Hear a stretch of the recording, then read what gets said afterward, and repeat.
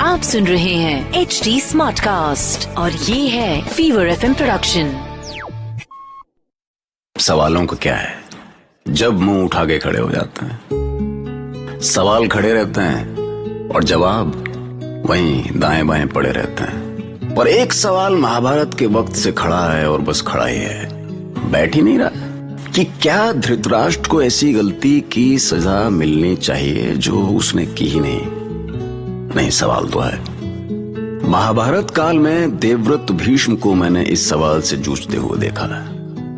मैं आकाश हूं, किसी से कोई सवाल छिप जाए मुझसे नहीं छिपता। मैंने सिंहासन के लिए अंधे धृतराष्ट्र का पागलपन देखा है और राजमहल में पांडु को राजपद देने की चर्चाएं होने लगी और इन चर्चाओं से धृतराष्ट्र बौखलाने लगा। देखा है मैंने वो भी। भाई आखिर बड़ा बेटा होने के नाते सिंहासन पर पहला अधिकार तो उसी का है, होता ही है। लेकिन हस्तिनापुर की सभा में उसने कुछ और ही सुना। आइए सुनते हैं।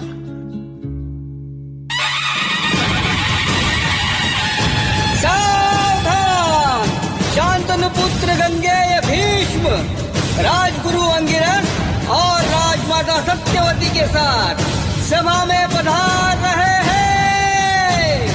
महाराज भीष्म पितामह की, राजमाता सत्यवती की, राजगुरु अंगिरस की। सभासदों, आप सब जानते हैं कि हस्तिनापुर का राज सिंहासन पिछले कई वर्षों से खाली है। मैं देवव्रत भीष्म कार्यवाहक शासक के रूप में इसकी सेवा करता आ रहा हूं, किंतु मैं अपनी प्रतिज्ञा के कारण इस राज सिंहासन का अधिकारी नहीं हो सकता। पर सौभाग्य से अब स्वर्गीय विचित्र वीर के पुत्र युवा हो चुके हैं और वो शस्त्र शास्त्र नीति और धर्म का ज्ञान लेकर सिंहासन संभालने में समर्थ है। इसलिए अब राजगुरु अंगिरस राजपद की घोषणा करेंगे। राजगुरु अंगिरस की जय! कहीं कोई अनर्थ तो नहीं होने जा रहा है ना विदुर? जो भी निर्णय होगा उचित ही होगा, आप शांत रहें। मैं शांत कैसे रह सकता हूं विदुर, कैसे शांत रह सकता हूं? सभासदों, राजमाता सत्यवती के सामने सबसे बड़ी समस्या थी कि इस सिंहासन पर किसका अभिषेक हो। राजकाज के परंपराओं की सीमाएं होती हैं। हम सबने गहन विचार विमर्श किया और इस निर्णय पर पहुंचे कि हस्तिनापुर के राज सिंहासन पर कुमार पांडु का अभिषेक किया जाए। यह अन्याय है, अन्याय है ये। खामोश धृतराष्ट्र, खामोश! तुम इस सभा का अपमान कर रहे हो। उस्ताद, मैं...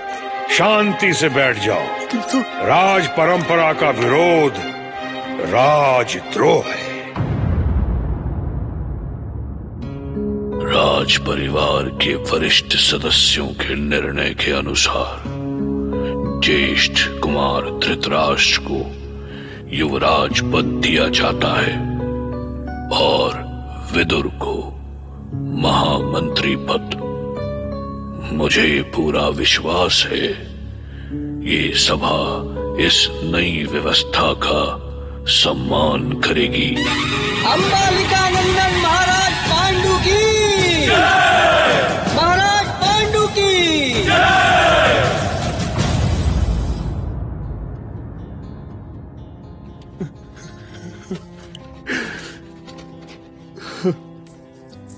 स्वामी, आप कहाँ हैं स्वामी? मैं कहीं नहीं हूं गांधारी, कहीं नहीं। आज मेरे साथ कोई नहीं है, कोई नहीं है मेरे साथ। मैं हूं आपके साथ। आइए आइए स्वामी, आइए। आप यहाँ बैठिए।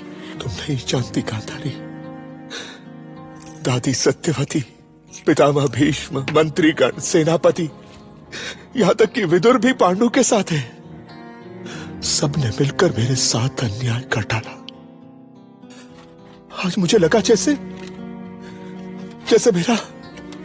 मेरा कहीं कोई अस्तित्व ही नहीं है। हृदय छोटा ना करे स्वामी। ये सुबल पुत्री गांधारी आपके हर एक सुख दुख में आपकी भागीदार है। और केवल मैं ही नहीं, मेरा भाई शकुनी और पूरा गंधार आपके साथ है। फिर आप अकेले कैसे हुए? सच गांधारी, इतना कुछ तो मैंने सोचा ही नहीं था। आज तुम्हारी बातों से लग रहा है जैसे तुम केवल मेरी पत्नी ही नहीं, मेरी शक्ति भी हो। मेरे पास आओ गांधारी, मैं तुम्हारे और अपने बीच कोई दूरी नहीं रखना चाहता। ये दूरी कभी थी ही नहीं स्वामी।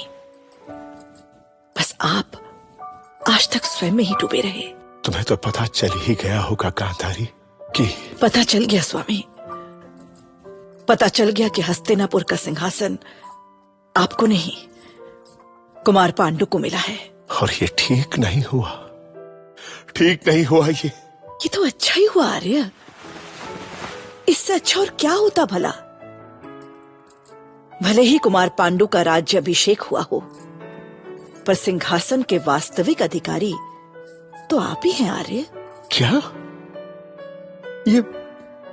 ये तुम क्या कह रही हो गांधारी? हस्तिनापुर के युवराज तो आप ही हैं ना आर्य। सिंहासन पर जो भी बैठे आपके लिए ही तो बैठेगा। जैसे अभी तक सिंहासन पर पितामह भीष्म थे, वो भी तो किसी और के लिए सत्ता संभाल रहे थे ना? नहीं, ये सब स्वयं को समझाने के लिए ठीक है गांधारी। समझने की कोशिश कीजिए आर्य।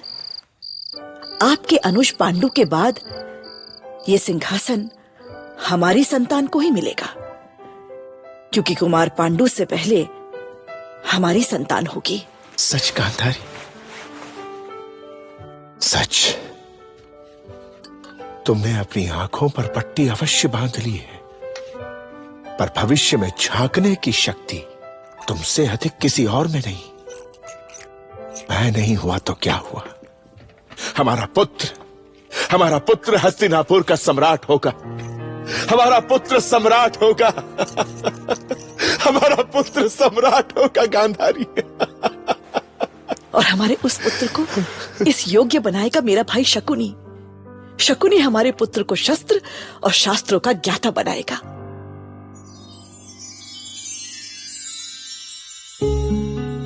अब भैया, नीम के पेड़ पे कोई बेल चढ़ेगी तो थोड़ी सी तो कड़वाहट आएगी ना स्वाद में। सो गांधारी भी कुछ कुछ धृतराष्ट्र के असर में आने लगी। पर शकुनी वो इंसान था जो अभी भी हस्तिनापुर की कमजोर कड़ी तलाश रहा था। आर्यावर्त में होता है जो कुरुवंश का गुणगान आप ही के गुणों से मिला है। राज को कोटि कोटि सम्मान। आपको प्रणाम पितामह, आपको प्रणाम। तुम ही हो माता, पिता तुम ही हो, बंधु सखा तुम ही हो पितामह। कुरुवंश के लिए मैंने कुछ नहीं किया शकुनी। कुरुवंश महान था और महान रहेगा। आप भी महान हैं और महान ही रहेंगे। और ये जो कुरुवंश महान हुआ है आप ही के कारण हुआ है महाबली। पर तुम ये सब मुझे क्यों बता रहे हो गांधार कुमार? कहना क्या चाहते हो तुम? अब भक्त प्रभु का गुणगान क्यों करता है? क्यों करता है पितामह? आशीर्वाद के लिए ना। और मेरा क्या है, मैं हस्तिनापुर की राजनीति का एक पाठ भी पढ़ जाऊं ना तो मेरा जीवन धन्य हो जाए, धन्य हो जाए पितामह। पर मुझसे क्या चाहते हो? आपकी कृपा। तुम बातें करने में बहुत कुशल हो कुमार शकुनी। जाओ, मेरा आशीर्वाद सदा तुम्हारे साथ रहेगा। कौन? आपके भ्राता कुमार शकुनी आपसे मिलना चाहते हैं महारानी। ओ हाँ, आने दो उन्हें। पितामह की जय हो, पितामह की जय हो, पितामह की जय हो। मेरे कक्ष में पितामह की जय जयकार, ये सब क्या है भैया? मैं जीवन भर पितामह की ऋणी रहूंगा बहन गंधारी। पितामह की कृपा से तुम्हारा ये भाई हस्तिनापुर की राजनीति को एक नई दिशा देगा, क्योंकि पिछले कुछ ही दिनों में मुझे एक बात समझ में आ गई कि यहाँ राज निर्णय नहीं तत् निर्णय चलता है। तत् भीष्म का निर्णय। ठीक कहा तुमने। कभी उनकी ही निरंकुशता ने मुझे इन आंखों पर पट्टी बांधने को विवश किया, और आज उन्हीं के निर्णय ने मेरे पति का अधिकार छीन लिया। अरे शोक छोड़ो बहन, जो हो गया उस पर मिट्टी डालो, और अब जो होगा शुभ होगा इसलिए थोड़ा मीठा खा लो। आज स्वयं महाबली भीष्म ने मुझे आशीर्वाद दिया है, इसलिए अब तुम्हारे साथ कोई अन्याय नहीं होगा। समझे कि नहीं समझे, या दोबारा समझाऊं बहन? मेरे साथ अन्याय ना हो ये तो ठीक है, पर याद रखना मेरे भैया, अब ये हस्तिनापुर ही मेरा घर है। मेरी अंधेरे में डूबी आंखें अपने इस घर के साथ कोई षड्यंत्र नहीं देख पाएगी। षड्यंत्र तुम्हारे साथ नहीं बहन, दुश्मनों के साथ होगा। ये शकुनी तुम्हारे अंधेरे में डूबी हुई आंखों में आंसू नहीं आने देगा बहन, ये वादा है मेरा। क्योंकि अब आंसू बहाने के दिन किसी और के आने वाले हैं।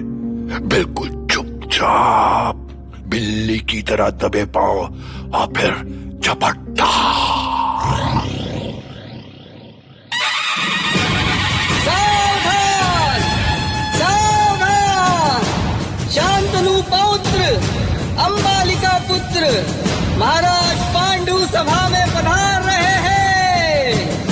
हस्तिनापुर महाराज पांडु की जय! महाराज पांडु की जय!